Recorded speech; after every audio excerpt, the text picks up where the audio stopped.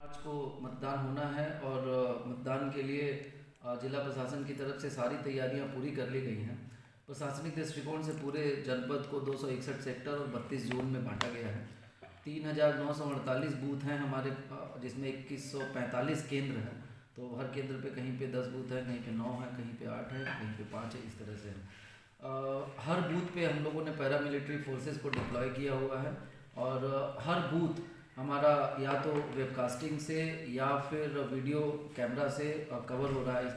अब सारे जितने भी बूथ हैं 3948, हर बूथ पे हमारे एक वीडियोग्राफर और वेबकास्टिंग के लोग लगे हुए हैं। इसके अलावा कुल 366 माइक्रो ऑब्जर्वर लगाए गए हैं, जो क्रिटिकल और सेंसिटिव बूथ हम लोगों ने चिन्हित किए हैं वहाँ की एक्स्ट्रा मॉनिटरिंग के लिए। और 46 स्टैटिक मजिस्ट्रेट हम लोग ने लगाए हैं, जो थोड़े से संवेदनशील हम लोग को लगे। पूरे जनपद को 3 सुपर जोन में बांटा गया है, जिनमें एडीएम रैंक के और सीडीओ रैंक के अधिकारी लगाए गए, उनके साथ पर्याप्त फोर्स लगी हुई है।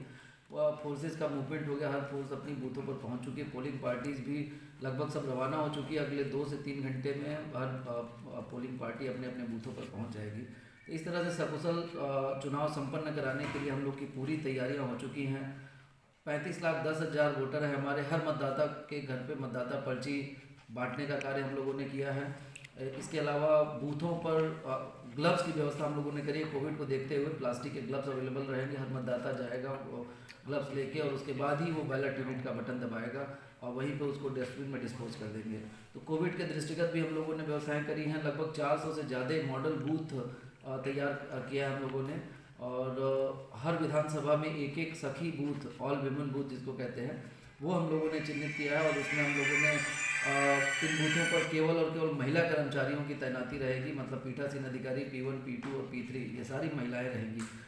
जो लेकिन उसके बाद से हम लोगों ने बहुत सारे लोगों को प्रेरित किया। बहुत सारे जो गैर सरकारी लोग हैं, अन्य पार्टियों से, उनके मदद से हम लोग लगभग 400 से ज़्यादा बूथ को मॉडल बूथ के रूप में बना रहे हैं। अच्छा, मतलब 400 गुणे 9 कर दें तो उतने लोग? पर विधानसभा नहीं, हाँ पूरे सारे हाँ, मतलब कुल मिला के 9 विधानसभा में कुल 400, वही करें तो 40-50 हर विधानसभा में। सर, अक्सर ये शिकायत मिलती है कि ईवीएम मशीन ख़राब हो जाती है, उसको लेके क्या तैयारी है? देखिए, हमारे पास 20% जो है वो बैलेट यूनिट रिजर्व है, 20% कंट्रोल यूनिट रिजर्व है और 30% वीवीपैट रिजर्व है।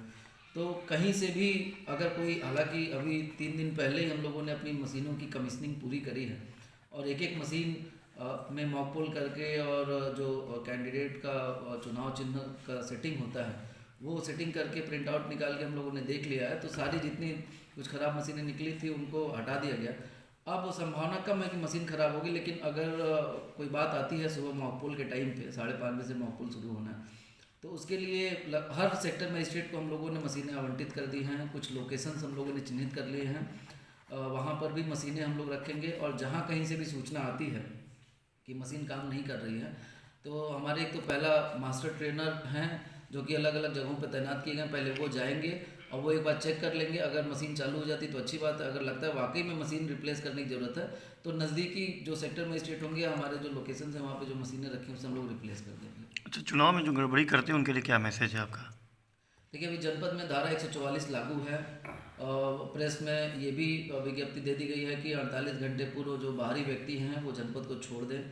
कोई भी उपद्रव करने का प्रयास न करे। जो फोर्सेस हमारी लगी हैं वो तो लगी ही रहेंगी। इसके अलावा कल शाम से ही हम लोग यहाँ के जितने भी ढाबे, लॉज, होटल्स वगैरह हैं उनमें भी व्यापक चेकिंग का अभियान हम लोग करा रहे हैं, ताकि बाहरी कोई व्यक्ति यहाँ पे न रहे जो समस्या उत्पन्न कर सके। कोई भी व्यक्ति अगर कानून तोड़ने का प्रयास करता है तो उसके साथ सख्ती से निपटा जाएगा और उसके खिलाफ मुकदमा दर्ज करके उसको जेल भेजा जाएगा। चूँकि धारा 144 जनपद में लागू है, तो अनऑथराइज कहीं पर भी गैदरिंग अगर होती है तो इसको पूरी गंभीरता से लेते हुए सख्त कार्रवाई हम लोग करेंगे। जनपद की जो सीमाएं हैं वो सीमाएं सील की जा चुकी हैं। हालांकि जो हमारे इधर के बॉर्डर हैं आजमगढ़, गाजीपुर और वाराणसी, भदोई, वहाँ पर भी चुनाव है। और जो हमारे इधर के बॉर्डर हैं प्रतापगढ़, प्रयागराज, इन ज़िलों में चुनाव चूँकि संपन्न हो चुका है, तो वहाँ के भी कंसर्न जिला मजिस्ट्रेट से कोऑर्डिनेट करके जो हमारे परिधि में आने वाले उनके जनपद की शराब की दुकानें उनको भी बंद कर दी गई है। हमारे जनपद में भी शराब की दुकानें बंद कर दी गई हैं। तो पूरी हम लोगों ने व्यवस्था को रिव्यू किया हुआ है। कहीं किसी की हिम्मत नहीं होनी चाहिए कोई गलत काम करने की। मतदान की वजह से 366 ऑब्जर्वर्स, माइक्रो ऑब्जर्वर्स हम लोगों ने संवेदनशीलता को देखते हुए लगाया है। और 46 जो है वो स्टैटिक मजिस्ट्रेट हम लोगों ने लगाए हैं क्रिटिकल बूथों को देखते हुए। हाँ जी। कोरोना के मद्देनजर कोई अलग से गाइडलाइन या कुछ? हाँ, कोविड को देखते हुए एक तो हर बूथ को सैनिटाइज कराया गया है। एक तो चुनाव के मतदान के 48 घंटे पहले और 24 घंटे पहले सैनिटाइजेशन कराया गया है। इसके अलावा जो कोविड एप्रोप्रिएट बिहेवियर है और जो उसमें मास्क लगाना और सामाजिक दूरी मेंटेन करना, ये सारी चीज़ें हम लोग करा रहे हैं। बूथों पर ग्लव्स की व्यवस्था की गई है, हर मतदाता के लिए ग्लव्स की व्यवस्था की गई है। इसके अलावा वहाँ पे सैनिटाइज़र की व्यवस्था की गई है और उसके बाद जो वेस्ट निकलेगा उसके डिस्पोजल की व्यवस्था की गई है। तो कोविड हेल्प डेस्क हम लोग हर बूथ पे बना रहे हैं, जिससे कि मतदाताओं को पद में हर बूथ पे पैरामिलिट्री फोर्स तैनात है।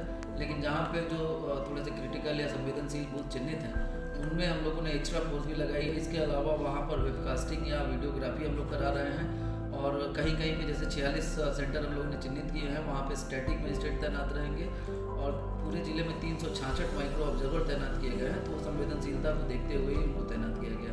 तो इस तरह से कई लेयर में हमारी व्यवस्थाएँ हैं और पर्याप्त मात्रा में फोर्स रहेगी। इवन एक बूथ वाला भी जो सेंटर है, वहाँ पर भी आधा सेक्शन हमारा पैरामिलिट्री रहेगा और जो बड़े बूथ हैं 10 बूथ वाले या 9 बूथ वाले, 8 बूथ वाले जो सेंटर हैं, वहाँ पर तो आपको पता भी है मतदान समाप्त होने के 48 घंटे पहले कैंपेनिंग को पूरी तरह से प्रतिबंध लग चुका है। शराब की दुकानें बंद कर दी गई हैं, हमारे जो बॉर्डर्स हैं वो सील कर दिए गए हैं। कोई भी बाहरी व्यक्ति को अब उस विधानसभा में रहने से निषिद्ध कर दिया गया। कोई दूसरे विधानसभा का व्यक्ति उसमें नहीं रह सकता। जहाँ कहीं भी सूचनाएं हमारी प्राप्त हो रही है, वहाँ पर हम लोग सख्त कार्रवाई कर रहे हैं। तो इस तरह से हमारी व्यवस्थाएं पूरी हैं और हम उम्मीद करते हैं कि 7 मार्च को सकुशल चुनाव संपन्न होगा। जो संवेदनशील बूथ हैं उसको लेकर के क्या तैयारी है? जो सब अति संवेदनशील बूथ हैं तो वहाँ के क्या विशेष निगरानी की? हाँ, जैसे जो हमारे संवेदनशील और आप लोगों को बताया था, पॉलिटिकल पार्टीज को बताया था कि आप लोग मतदाता सूची चेक कर लें, अगर किसी का नाम गलती से कट गया हो तो हम लोग जोड़ सकते हैं। और मैं बताना चाहूँगा कि 5 जनवरी के बाद से भी लगभग 31,000 लोगों ने अपने नाम बढ़वाए हैं, जबकि नाम किसी का काटा नहीं गया है 5 तारीख के बाद से। तो उसके बाद भी अगर कोई अब छूटा है तो मतदाता सूची बीजेपी खिलाएगी कमल या एसपी की चलेगी साइकिल, बाकी पहुंचेगा सत्ता के शिखर तक या कांग्रेस के पंजे में आएगी सत्ता। क्या है यूपी की चाहत, देखिए जय भारत।